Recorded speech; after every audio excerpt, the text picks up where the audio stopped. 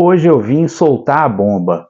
Mangá é melhor que qualquer quadrinho de super-herói da Marvel e da DC. Fala pessoal, sejam todos muito bem-vindos.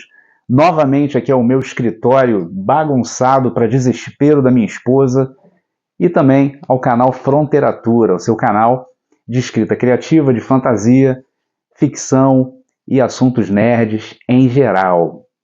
E nesse vídeo eu vou explicar um pouquinho, vou discorrer um pouquinho dessa minha tão polêmica opinião sobre esse embate, né, entre quadrinhos de super-heróis da Marvel, da DC ou outras editoras, quaisquer que sejam, mas principalmente dessas duas que são as maiores, e mangás, quadrinhos japoneses, né, em geral, além de outros quadrinhos alternativos que eu prefiro no lugar de quadrinhos de super-heróis. Quando eu falo sobre quadrinhos de super-heróis, eu estou me referindo a duas coleções especificamente. Ah, Sérgio, pô, mas tem um montão de coleção, tem um monte de super-heróis. Eu sei, tem uma série, tem um montão, tá? Tanto da DC quanto da Marvel, da Dark Horse, da Mythos Editora, um montão, tá bom? Mas eu procuro me ater, até porque o que sempre me chamou a atenção com relação a super-heróis, isso sempre me remeteu à minha adolescência, à minha infância, quando eu colecionava aqueles gibizinhos clássicos da editora Abril, e eu pegava aquele gibi do Homem-Aranha, os fabulosos X-Men, não sei se eram os fabulosos X-Men, mas era aquele formatinho, né, gibizinho dos X-Men. Tinha também Heróis da TV, eu sou antigo, eu sou um pouco mais velho. Então esses quadrinhos, eles foram formadores para mim da minha vontade de consumir gibi, revistinha, né, de super-herói. Mas depois eu fui ficando mais velho, perdi um pouco tanto a vontade de consumir quanto a oportunidade mesmo, né? A vida vai fazendo com que a gente tenha outras prioridades, o nosso gosto muda um pouquinho. Então, quando eu comecei ali a entrar na minha idade adulta, eu larguei um pouquinho, não que eu tenha deixado de ler quadrinho, livro, muito menos, mas eu passei por uma outra fase, eu passei realmente a conhecer um pouquinho mais até dos quadrinhos japoneses, dos mangás em geral, e eu caí um pouquinho, o meu norte ele mudou um pouco para esse lado. Desde então, em algum momento, agora bem recente, me chamou a atenção, em algumas bancas, em livrarias e até pela internet mesmo, dois quadrinhos me chamaram a atenção especificamente, até porque um deles não me chamava a atenção lá atrás, mas devido aos filmes da Marvel, todo aquele apelo, eu falei, pô, vou começar, até porque ia começar um ciclo novo, uma coleção nova, e eu vou pegar para tentar. O outro não, o outro já consumia desde que eu era pequeno, eu tinha uma coleção completa, acompanhava todas as fases, conhecia todos os personagens de cor e salteado, e quando a numeração zerou novamente, porque também toda hora essa coleção zerava, mas essa especificamente zerou, e eu falei que eu ia pegar novamente para tentar. Não, vamos lá, vou acompanhar novamente duas coleções especificamente. E eu estou falando primeiro de Os X-Men, aqui está o número 1 da Panini Comics, saiu já tem um tempinho. Eu cheguei a fazer até o número, se eu não me engano, 37, 38, foi menos de 40. Hoje eu acho que já está no número 60, 70, alguma coisa assim. Esse quadrinho aqui foi mais saudosismo, nostalgia. Eu fiz a coleção gibizinho quase completa dos X-Men, gibizinho naquele formatinho. Eu tinha todas as sagas, a Queda dos Mutantes, toda a parte dos Quatro Cavaleiros do Apocalipse, um monte de coisa. Eu tinha praticamente tudo de X-Men e, além disso, tinha dos Novos Mutantes, X-Factor, eu fazia esses correlatos, eu tinha um gibizinho do Wolverine também, porque muitas das vezes estava entrando ali nas mesmas histórias, havia um crossover, enfim. E Hulk também, e aí eu vi esse quadrinho aqui e falei, pô, vou pegar, vou dar uma chance, pô, acho que eu vou me interessar. Ledo engano.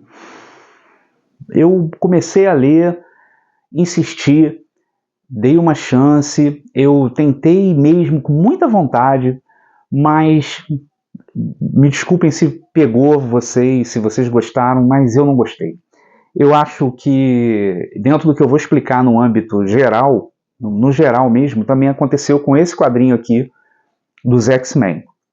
E eu ainda dei chance, fui comprando, fui consumindo ali, fui lendo, mas a leitura, quando eu vi, eu já estava pensando em outra coisa, eu estava lendo ali o quadrinho, mas era muito detalhezinho, muita minúcia que me fez escapar. Eu saí da leitura e não voltei mais. Então, em dado momento, ali no número 37, 38, infelizmente, eu desisti. Eu vou explicar melhor por que depois. O outro quadrinho foi o que eu nunca fiz na minha vida, principalmente na minha infância, na minha adolescência. E eu dei umas, poxa, legal, os filmes da Marvel, né, deram um plus aí, acenderam essa questão dos Vingadores. Então, saiu essa coleção aqui, dos Vingadores, nova fase, tudo. E eu falei, pô, eu vou pegar para ver, vou ver qual é, né? Vamos ver se é legal mesmo. Para mim durou menos do que os quadrinhos dos X-Men, porque talvez até pela questão nostálgica de conhecer melhor os personagens, eu ainda fiquei mais nos X-Men, mas esse aqui dos Vingadores eu parei no número 8 e para mim não funcionou, não foi legal. Eu achei uma tremenda viagem algumas coisas, e aí agora sim eu vou falar sobre os quadrinhos da Marvel, principalmente, e depois eu vou entrar nos da DC. E por que eu não estou mostrando aqui os da DC?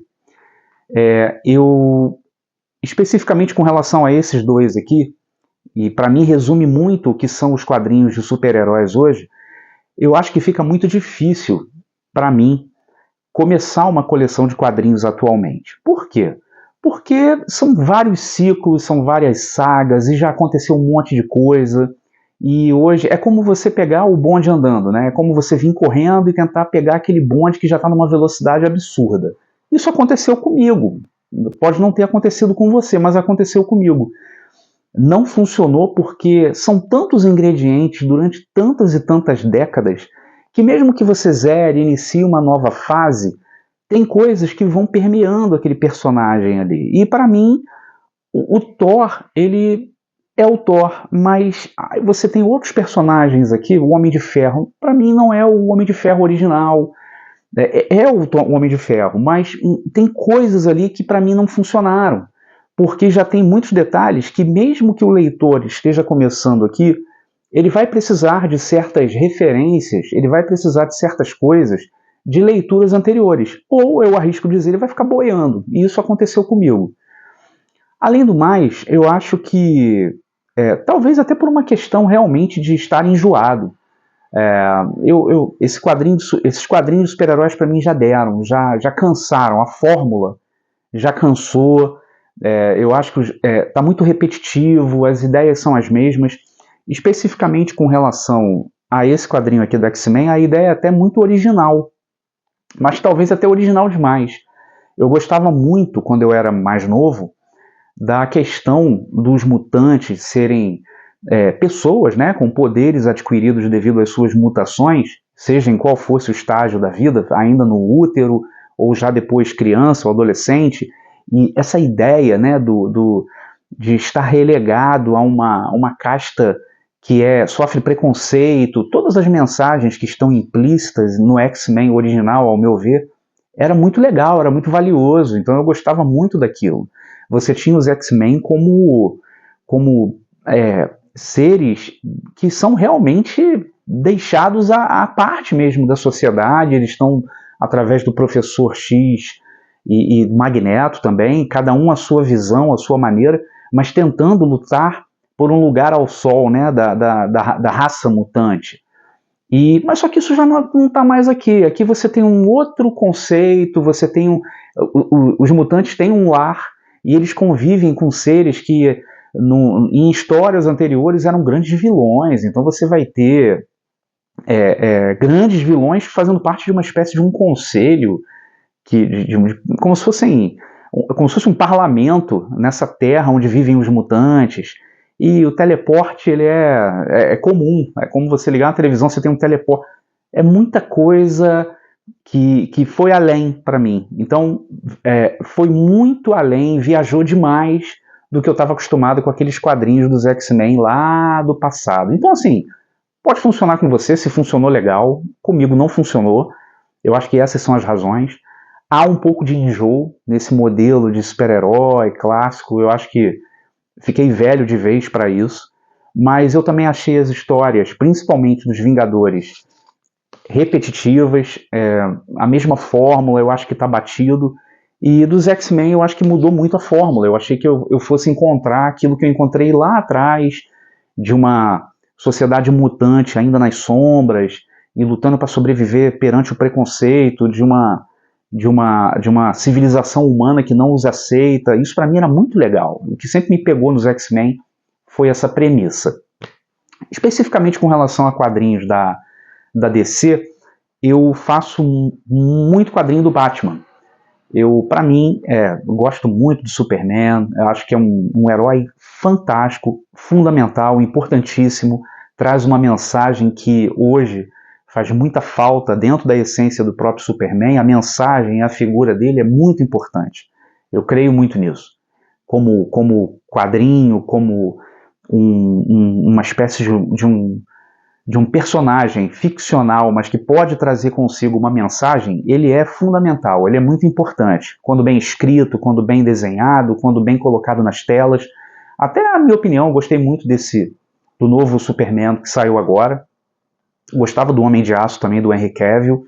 E acho que a mensagem é muito poderosa. Fora o Superman, gosto muito do Batman. É de longe o meu personagem favorito. Gosto da psique, gosto da questão da personalidade, para mim ele é sim um sociopata, para mim ele é um perturbado mental, e dito isso, com todos os seus motivos, e o personagem é bem trabalhado nesse sentido.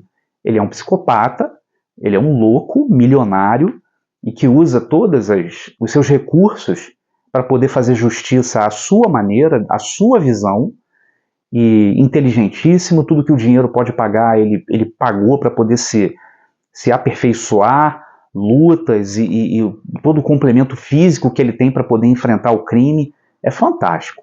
Eu adoro o Batman. Mas eu nunca fiz um quadrinho mensal, bimestral do Batman. Gosto muito das chamadas graphic novels, gosto muito dos álbuns especiais que saíam, né? Porque para mim é justamente isso, a mensagem que os personagens da DC passam, particularmente eu acho isso, são mais poderosas as mensagens do que os personagens da Marvel. A Marvel sempre foi para mim aquela coisa pipoca. Dava para fazer um mensal, porque sempre ia ter uma aventura ali, sequencial ou esporádica, mas não, para mim, a piada mortal. Um exemplo que eu tenho toda a figura, por exemplo, de uma graphic novel que tem um início, meio e fim bem fechada, de um personagem como o Batman, por exemplo, que é um personagem sombrio, sinistro, carregado de um peso psicológico muito grande, uma obra concisa e fechadinha como uma graphic novel, para mim, sempre teve muito mais poder. O Cavaleiro das Trevas, muito embora seja... Eu nem gosto tanto, mas existem outros quadrinhos. Por exemplo, tem um quadrinho do Batman que eu tenho, acho que é 1899. Mostra um Batman detetive lá na época em uma Gotham vitoriana, né, contra um assassino e uma questão também de vampiro. É muito legal. Então eu acho que sempre ficou... Os quadrinhos da DC eu nunca fiz mensais, mas sempre foram muito mais valiosos para mim pela mensagem e o peso de cada um dos seus personagens. E os quadrinhos da Marvel, embora mensais, eu gostava mais de pegar os mensais.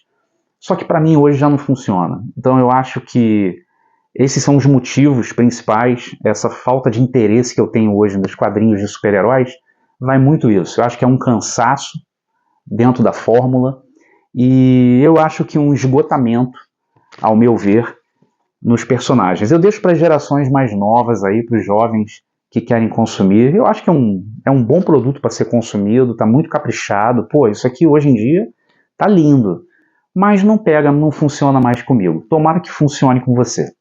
Então hoje eu trago aqui o que eu estou fazendo, né, para ter esse comparativo e o porquê que eu acho, o que eu estou fazendo e porquê que eu acho que mangá, né, os quadrinhos japoneses hoje, tem mais apelo com esse leitor velho de guerra aqui.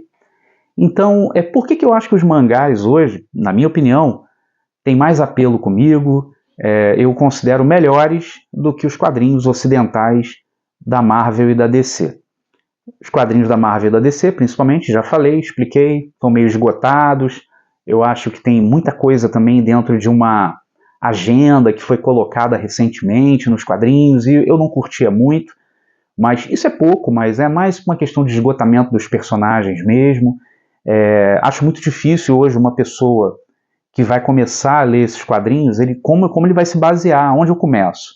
Né? Isso sempre foi um dilema, eu acredito, né? Onde que o novo leitor vai começar nessas grandes séries aí de super-heróis, tanto de uma editora quanto da outra? Tem esses reboots, né? Zero ali, mas eu acho que sempre fica alguma coisa, sempre tem uma carga da coleção passada. Enfim. E aí eu fico com os mangás. Por quê?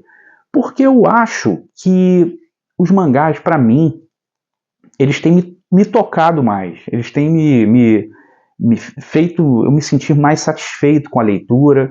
Os personagens, eu considero, principalmente os protagonistas, mais profundos. Eu acho que o quadrinho oriental, tanto o coreano, o sul-coreano, quanto o quadrinho japonês, eles trabalham melhor essa questão psicológica de seus personagens, muito embora haja, e eu deixo muitas aspas aí, diferenças culturais muito grandes entre a nossa sociedade, principalmente a brasileira, e a sociedade oriental, mais especificamente os sul-coreanos e japoneses, mas os quadrinhos são muito bons, eles têm um trabalho em cima da criação de personagem primoroso. Então você, por mais que você não goste daquele personagem, eles são bem criados, são bem montados, e toda a trama, todo o enredo, se você começa a ler, você percebe que aquilo ali é bem montado.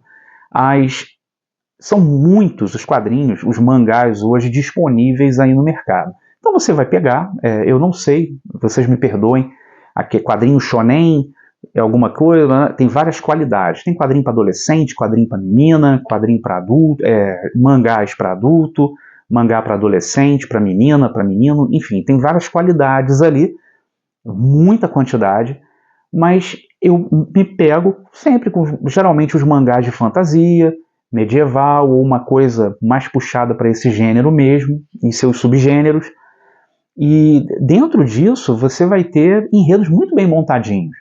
Então, o japonês, dentro da sua disciplina, né, os mangakás, né, que são os criadores, os desenhistas, geralmente, dos mangás, e roteiristas também, eles criam muito direitinho, né, são muito disciplinados e concisos ao fazer o world building da sua obra. Então, o que eu estou consumindo recentemente? Aí eu trouxe aqui para a gente dar uma olhadinha e também dar a dica para vocês, né? A minha dica primeira, básica, muito embora a gente esteja num hiatozinho devido ao falecimento do criador, né, o Kentaro Miura. Eu estou falando de Berserk, e Berserk, eu acho que dispensa apresentações. Eu pretendo fazer um vídeo específico sobre Berserk em algum momento. Eu acho que tem muito material aqui para eu comentar, mas Berserk é fora de série, é um quadrinho de fantasia sombria, dark mesmo, muito pesado, é mais 18 com certeza. Todos os meus vídeos que eu cito Berserk eu falo isso. Está no número 42 aqui no Brasil, tenho toda a coleção. E esperando, né? Porque o Kentaro Miura faleceu, o criador e mangaka, e ele está sendo ainda produzido por uma equipe que ajudava, que auxiliava o Kentaro Miura, e que também eram muito fãs da obra e estão dando continuidade. Tanto que esse aqui que eu tenho em mãos, que é o número 42, ele foi editado, né, e publicado por uma equipe. Está aqui a obra original do Kentaro Miura e tem uma equipe aqui que trabalhou nesse quadrinho. Então Berserk, fora de série, viu, falando.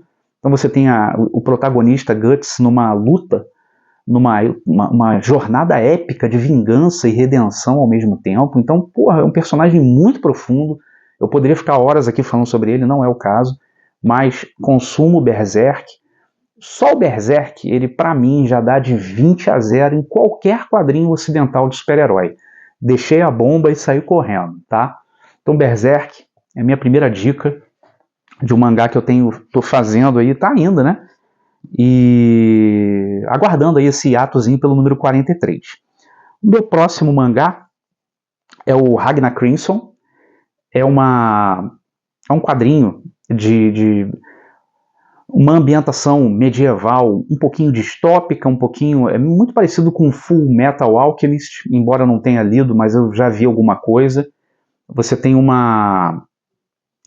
roteiro bem criado, bem conciso. Não vou ficar aqui falando muito sobre cada obra não, mas estou consumindo, está no número 14 aqui na minha coleção. Eu acho que já saiu o número 15, não tenho certeza, mas muito legal. É uma fantasia, não é dark, não é muito pesado, me perdoem, dá para tranquilamente aí um público 14 mais aí para consumir. É um quadrinho de uma leitura legal, agradável, bacana, muita ação, muito bem desenhado. E me chama muito a atenção também o mangá, até deixar esse ponto. Gosto muito dos traços dos artistas japoneses. Eu acho que, não que o quadrinho ocidental tenha estagnado, não, são lindos, são maravilhosos, mas é aquilo ali que eu já conheço. Mas com relação aos mangás, né, as obras orientais, vira e mexe eu estou sendo surpreendido por uma obra que tem um capricho, um traço novo, e é fantástico. Então, estou consumindo também Ragnar Crimson, está no número 14 aqui na minha coleção, é uma boa dica também. Eu trouxe também, eu estou consumindo, está parado, não entendi porquê, também está no número 14 aqui na minha coleção. Eu estou falando de Delicious in Dungeons, Calabouços e Delícias, tudo saindo aqui pela editora Panini. Isso aqui é engraçado demais, isso aqui é muito engraçado. Meu filho adora, eu me divirto muito também. Tem, se eu não me engano, na Netflix, em algum streaming, tem o anime desse mangá. Um grupo de aventureiros clássico, quem gosta de RPG, quem gosta de fantasia, sabe vai saber o que eu estou falando. Só que eles, ao entrarem nas dungeons, nos calabouços, eles, além de buscarem os tesouros, eles fazem pratos mesmo com as criaturas que eles têm contato. Então, beleza, matou lá um fungo, um cogumelo dentro da dungeon, vira sopa. Matou uma cocatriz, vira sopa. Uma mantícora, vira sopa, vira ensopado, vira carne assada, seja lá o que for. Então, mas é muito legal, muito bem roteirizado, redondinho, cada edição, embora seja um mangá sequencial, mas cada um tem o seu arco ali, os personagens são hilários, engraçadíssimos, tem um dramazinho também envolvendo um dos personagens principais, um dos protagonistas, o mais importante deles, mas nada muito pesado, dá para criança ler tranquilamente, e você adulto, jovem adulto, gosta de mangá, quer se divertir? Pode vir aqui que é diversão na certa, tá? Então, Delicious in Dungeons é uma boa dica, aquele grupo clássico de RPG, o cavaleiro lá, o paladino, a elfa, o anão, o ladrão, é a coisa mais engraçada, o halfling ladrão, né, o hobbit, ladrãozinho ali, ladino, é a coisa mais engraçada. Fica a dica desse mangá. Tô fazendo também, e aí, muitas aspas aqui para esse mangá, que eu já vi o número 16, já saiu, eu vou adquirir. Estou aqui com o número 15, tá lido, tá em dia.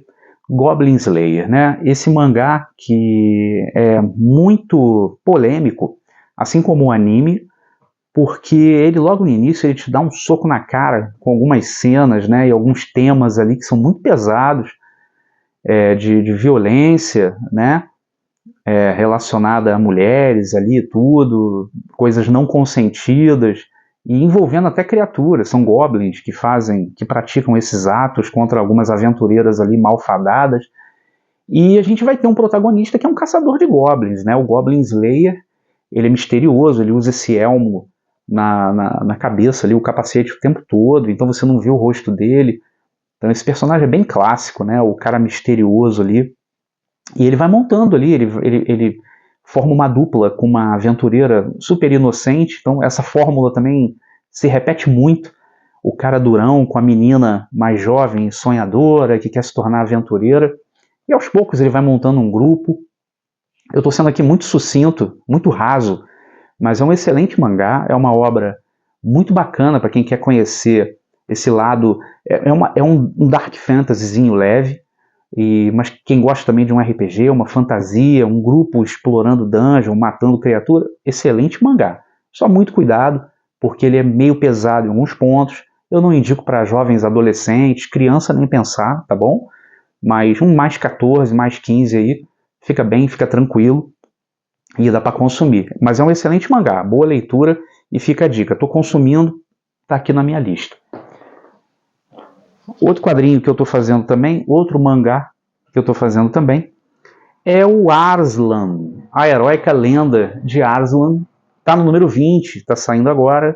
E aqui eu tenho o número 19, é o meu número mais moderno. Leitura impressionante, é de se apaixonar por isso daqui. Você vai ter um menino, um herdeiro de um trono. É muito legal porque ele vai trazer uma ambientação mais voltada ali na Pérsia, no Oriente Médio, sabe? Uma coisa meio Paquistão, Irã, mas em tempos pretéritos mesmo, bem medieval mesmo. E você vai ver esse herdeiro do trono, ele vai ser atraiçoado, ele vai precisar fugir, vai ter toda uma jornada para ele reencontrar a família, a terra dele, Natal, e um monte de personagens, e cada um melhor e bem mais escrito que o outro. Você não sabe, o protagonista é o Aslan, mas todo o grupo que o acompanha nessa jornada para que ele retorne ao trono, né, do seu reino, cada personagem é mais apaixonante que o outro. Você fica torcendo por cada um deles.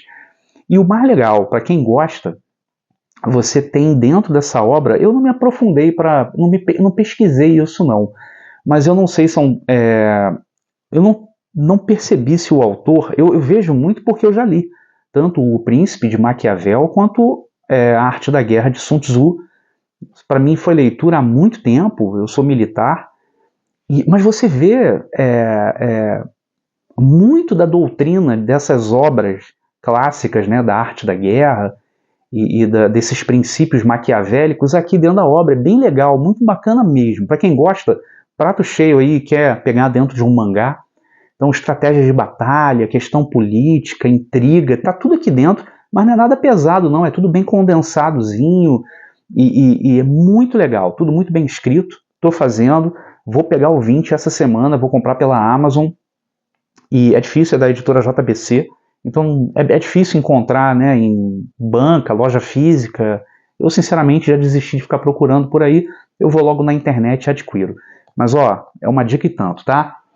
Uma outra dica que eu vou passar a vocês é um magazinho eu peguei bem descompromissado. Eu tô falando de Gachacuca. Gachacuta é isso mesmo, Gachacuta. Eu vivo errando esse nome. Tá no número 9. Desconheço se já saiu o número 10. Eu acho que não. E uma trama muito legal, um protagonista meio anti-herói. O cara vive em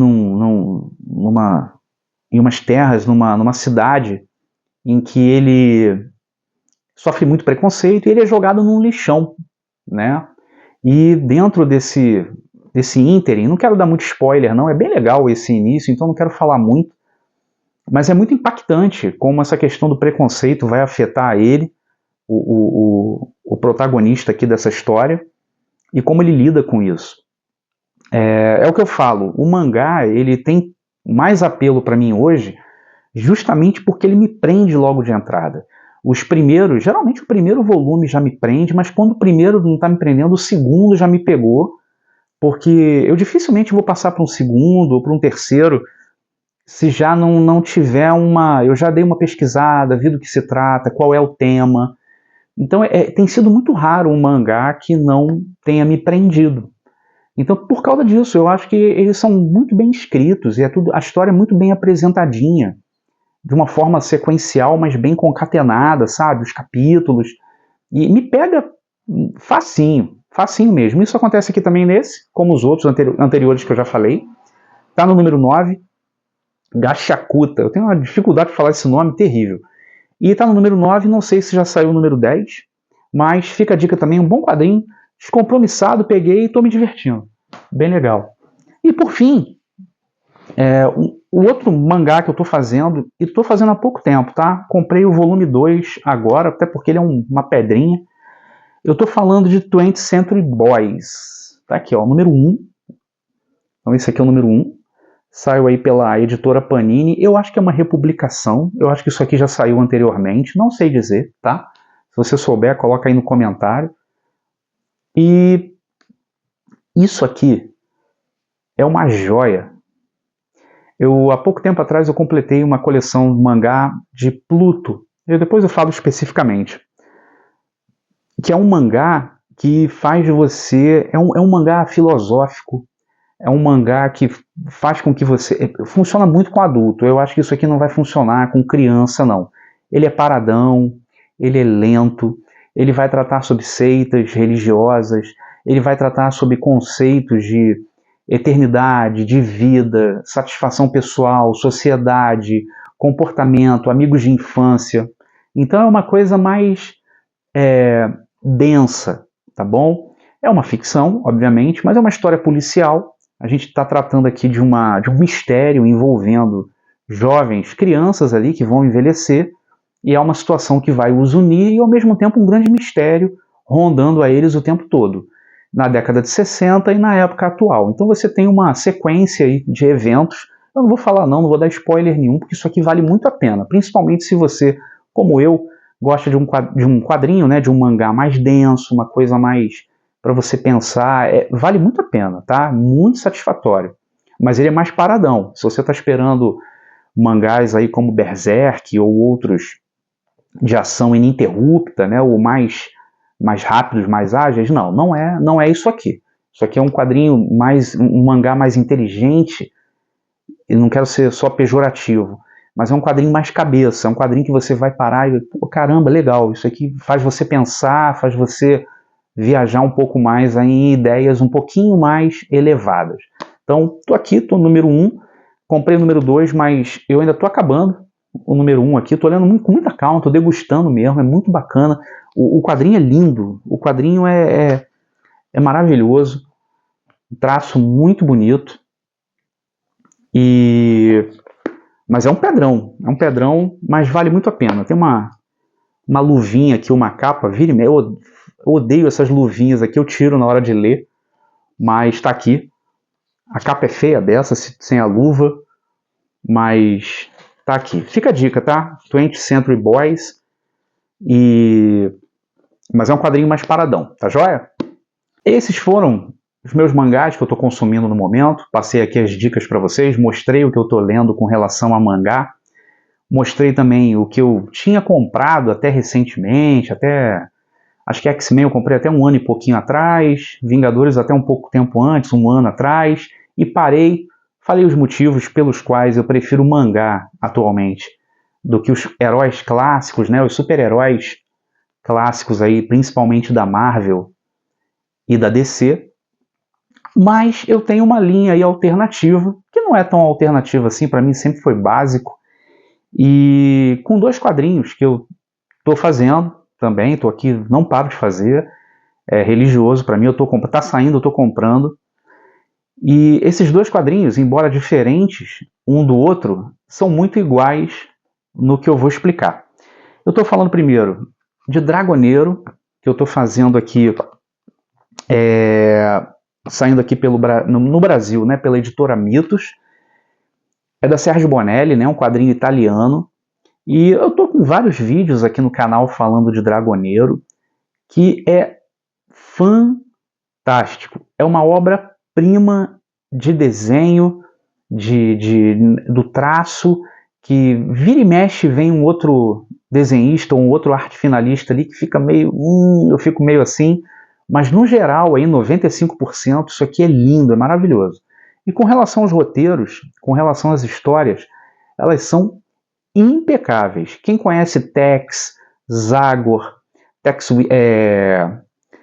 Me perdoem, eu esqueci o nome de um outro, tem Cowboy, também parecido com Tex, eu esqueci, Dylan Dog, Nathan Never, são todos quadrinhos italianos, e pô, eu falei de ficção científica, faroeste, investigação com Dylan Dog, então todo esse estilo desses quadrinhos você vai encontrar aqui. Claro, aqui em Dragoneiro eu vou ter uma fantasia, uma alta fantasia mesmo, com uns traços aí meio dark também, muita feitiçaria e tudo, e ele é um caçador de dragões, e ao mesmo tempo ele está ali dentro da ordem dele caçando criaturas, né, a serviço do reino, e as histórias são, assim, fantásticas, tá? Estou fazendo vários vídeos aí, estou até devendo com relação a essa leitura aqui, mas vale muito a pena. Estou fazendo regularmente e não pretendo parar, tá? Dragoneiro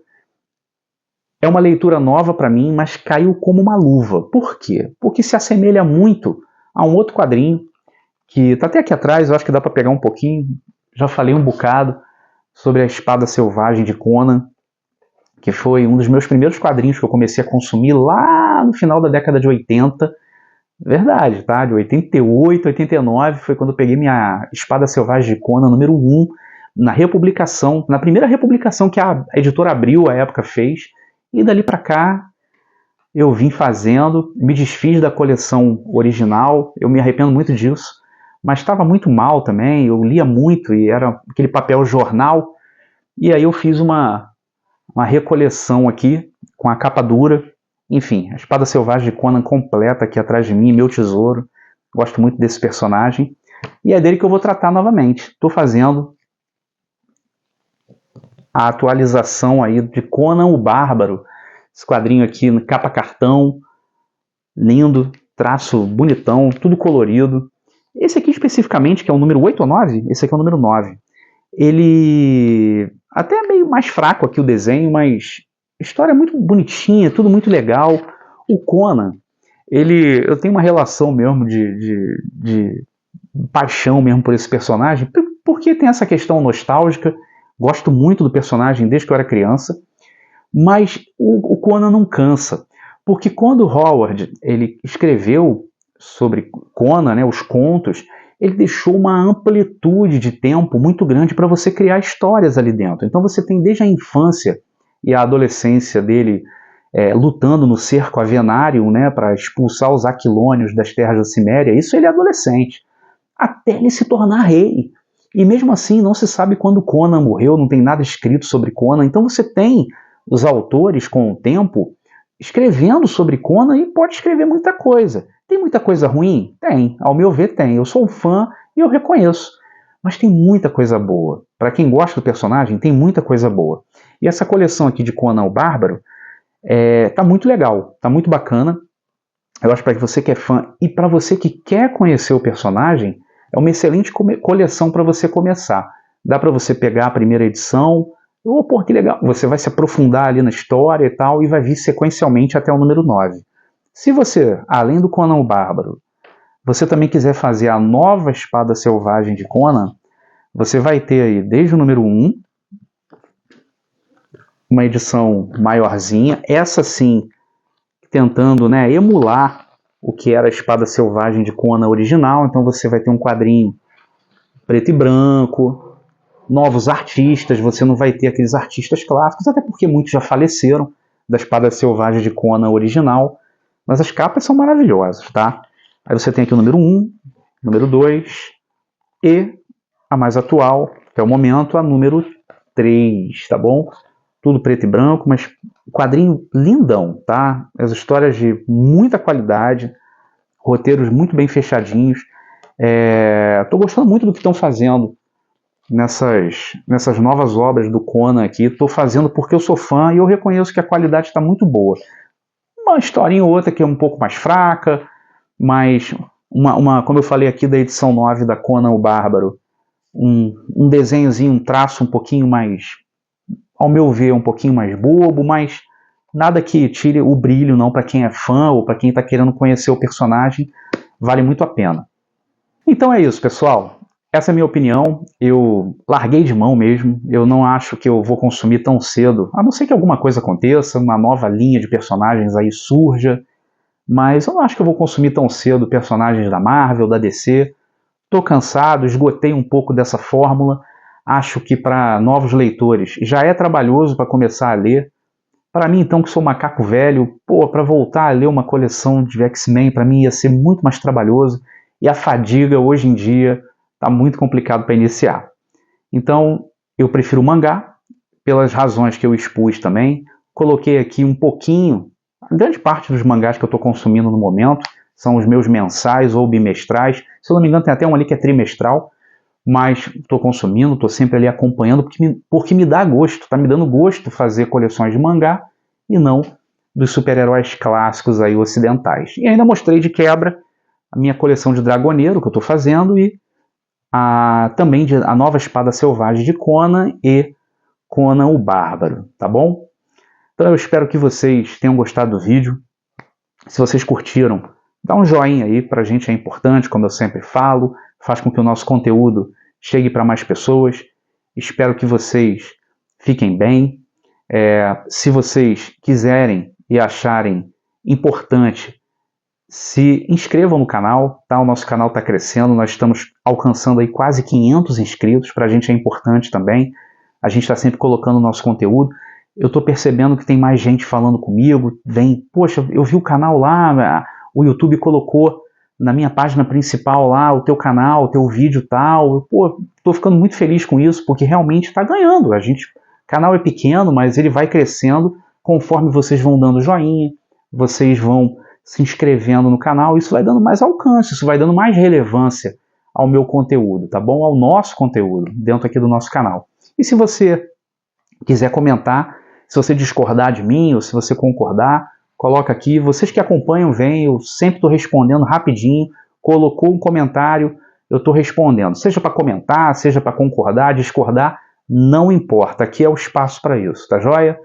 Então, fiquem todos com Deus, um forte abraço e até o próximo vídeo.